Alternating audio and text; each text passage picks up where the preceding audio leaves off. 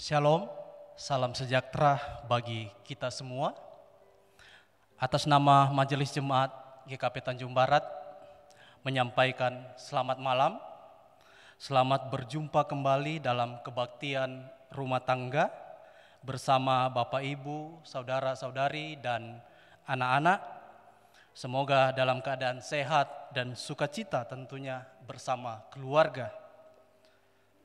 Kita bersyukur kepada Tuhan, kita diberikan kesehatan dan waktu untuk mengadakan kebaktian rumah tangga kita pada malam hari ini secara online. Jemaat yang terkasih dalam Tuhan, kebaktian rumah tangga kita pada malam hari ini sebagai pelayan firman adalah Ibu Pendeta Erna Butar-Butar yang adalah pendeta Jemaat GKP Tanjung Barat. Untuk itu, kami Majelis Jemaat atas nama Jemaat menyampaikan terima kasih untuk pelayanan Ibu Pendeta Erna Butar-Butar yang akan menyampaikan firman pada kebaktian rumah tangga malam hari ini. Kiranya Tuhan Yesus memberkati. Atas nama Majelis Jemaat juga menyampaikan terima kasih bagi jemaat dan simpatisan jemaat yang selalu setia bersama-sama mengikuti kebaktian rumah tangga. Kiranya Tuhan Yesus memberkati. Terima kasih juga bagi tim multimedia yang selalu setia di dalam pelayanan. Kiranya Tuhan Yesus memberkati. Untuk itu, atas nama Majelis Jemaat menyampaikan selamat beribadah dalam kebaktian rumah tangga kita pada malam hari ini. Dalam masa pandemi tentu mari kita mengajak kita semua menjalankan protokol kesehatan agar kita tetap sehat dalam menjalani kehidupan kita setiap hari. Untuk itu, salam sehat dan tetap semangat. Kiranya Tuhan Yesus Kristus memberkati kita semua. Saatnya kita akan mendengarkan firman Tuhan yang akan disampaikan oleh Ibu Pendeta Erna Butar-Butar. Jemaat yang dikasihi Tuhan, mari kita mempersiapkan diri kita sebelum mendengarkan firman Tuhan dari pembacaan Alkitab maupun juga di dalam pemberitaan firman Tuhan dalam renungan. Mari kita berdoa. Bapa yang penuh kasih, kami datang kepadamu memohon pertolongan-Mu sebelum kami mendengarkan firman Tuhan. Di dalam pembacaan dan perenungannya, kiranya Engkau yang mengurapi hamba-Mu supaya dalam pemberitaan firman Tuhan semuanya berasal dari Tuhan saja. Begitu juga kepada setiap hamba Tuhan yang mendengarkannya dalam kebaktian rumah tangga, di keluarganya mereka masing-masing, kiranya juga kami dalam bimbingan dan penyertaan Tuhan. Sehingga kami semua diarahkan supaya kami mengerti dan juga menghayati firman Tuhan, serta membuatnya menjadi pedoman kehidupan kami untuk setiap hari. Berikan kemampuan kami juga untuk melaksanakan firman Tuhan di dalam kehidupan kami. Di dalam nama Tuhan Yesus Kristus kami berdoa. Amin. Jemaat yang dikasihi Tuhan, pembacaan Alkitab kita dalam DPA KRT diambil dari 1 Korintus 18 ayat, saya ulang, 1 Korintus 1 ayat 18 sampai 25. Lembaga Alkitab Indonesia memberi judul Hikmat Allah dan Hikmat Manusia. Saya akan membacakan 1 Korintus 1 ayat 18 sampai 25 demikian. Sebab pemberitaan tentang salib memang adalah kebodohan bagi mereka yang akan binasa.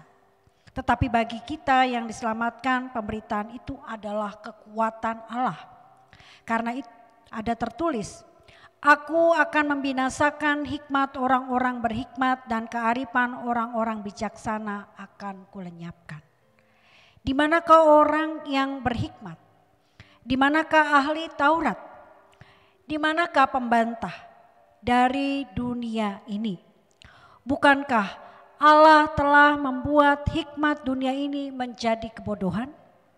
Oleh karena dunia dalam hikmat Allah tidak mengenal Allah oleh hikmatnya, maka Allah berkenan menyelamatkan mereka yang percaya oleh kebodohan pemberitaan Injil. Orang-orang Yahudi menghendaki tanda dan orang-orang Yunani mencari hikmat. Tetapi kami memberitakan Kristus yang disalib. Untuk orang Yahudi suatu batu sandungan dan untuk orang-orang bukan Yahudi di suatu kebodohan. Tetapi untuk mereka yang dipanggil, baik orang Yahudi maupun orang bukan Yahudi, Kristus adalah kekuatan Allah dan hikmat Allah. Sebab yang bodoh dari Allah lebih besar hikmatnya daripada manusia yang lemah dari Allah, lebih kuat daripada manusia. Demikian firman Tuhan yang boleh kita dengar saat ini. Yang berbahagia adalah setiap orang yang mendengarkan firman Tuhan serta memelihara di dalam kehidupannya setiap hari. Haleluya. Salam sejahtera bagi Bapak Ibu Saudara yang dikasihi oleh Tuhan Yesus Kristus. Sudah memasuki minggu sengsara yang keempat. Sejauh ini bagaimana saudara-saudara menjalaninya? Tema renungan kita saat ini mengajak kita untuk menjalani minggu sengsara dengan hikmat dari Allah. Menurut Kamus Besar Bahasa Indonesia, hikmat berarti kebijakan dan kearifan. Yang dimaksudkan dengan kebijakan adalah satu, kepandaian, kemahiran, dan kebijaksanaan. Yang kedua, rangkaian konsep dan asas yang menjadi dasar rencana dalam melaksanakan suatu pekerjaan, kepemimpinan, dan cara bertindak. Itulah hikmat.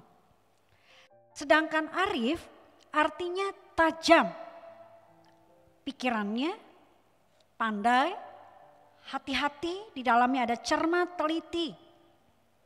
Dan apabila menghadapi kesulitan, semua itu menjadi pertimbangannya. Maka dari Kamus Besar Bahasa Indonesia ini kita dapat menyimpulkan kata hikmat, yaitu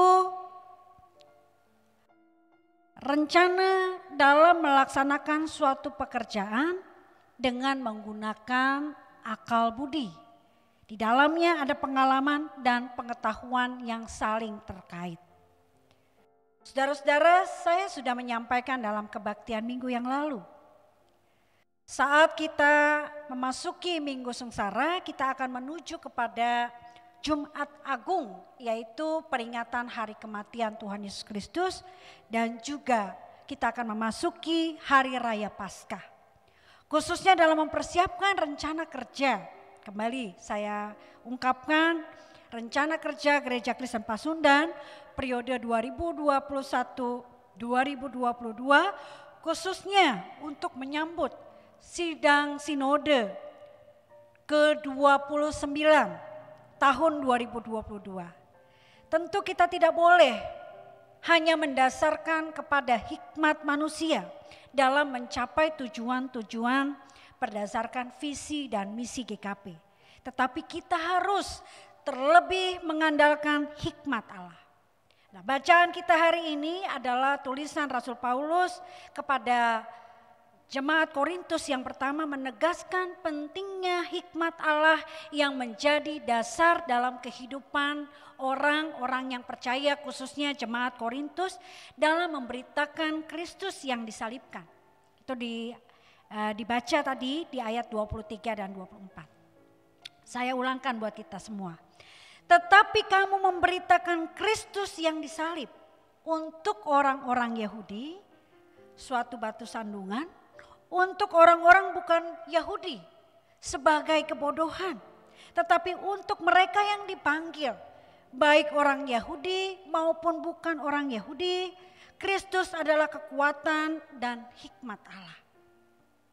Saudara-saudara, rahasia pengorbanan Yesus Kristus yang menderita dan mati di kayu salib adalah hikmat Allah yang membuka mata dan hati manusia yang mengandalkan hikmat dunia.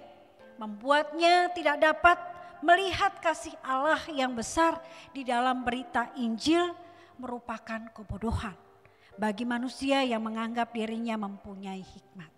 Maka Bapak Ibu Saudara, jangan kita khawatir atau kita menjadi kurang bersemangat, bahkan menjadi ragu-ragu ketika orang bilang terutama anak-anak kita seringkali diejek. Itu orang Kristen, dia menyembah Tuhan yang mati.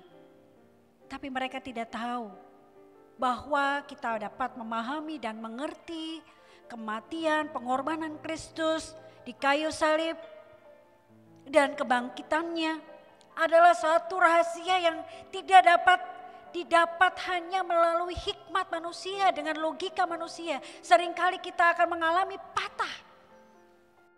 Kita tidak mampu menjelaskan itu hanya dengan hikmat manusia. Kita akan bisa memahaminya, menyadarinya, mengertinya itu saat kita mengandalkan hikmat Tuhan. Siapa itu Tuhan Yesus? Yang adalah anak Allah yang hidup, yang mengalami penderitaan, bersedia menjadi manusia dan bersedia mengalami penderitaan dalam kayu salib. Kiranya Tuhan itulah yang menolong kita. Oleh karena kuasa Tuhan itulah yang membuat kita memahaminya. Maka bukan hanya pada zaman Rasul Paulus, tapi zaman sekarang pun kita yang percaya kepada Kristus dianggapnya sebagai sebuah kebodohan. Tapi hari ini kita diingatkan kembali. Bapak Ibu Saudara, memang kebijaksanaan, kearifan dunia yang pada saat itu digambarkan oleh orang-orang Yahudi dan orang-orang Yunani seperti yang kita baca di ayat 21 sampai 22 tadi. Oleh karena dunia dalam hikmat Allah tidak mengenal Allah. Oleh hikmatnya, yaitu hikmat manusia sendiri, maka Allah berkenan menyelamatkan mereka yang percaya. Orang-orang bilang percaya kepada Kristus adalah kebodohan. Percaya oleh kebodohan pemberitaan Injil. Orang-orang Yahudi menghendaki tanda dan orang-orang Yunani menghendaki hikmat. Betulkah?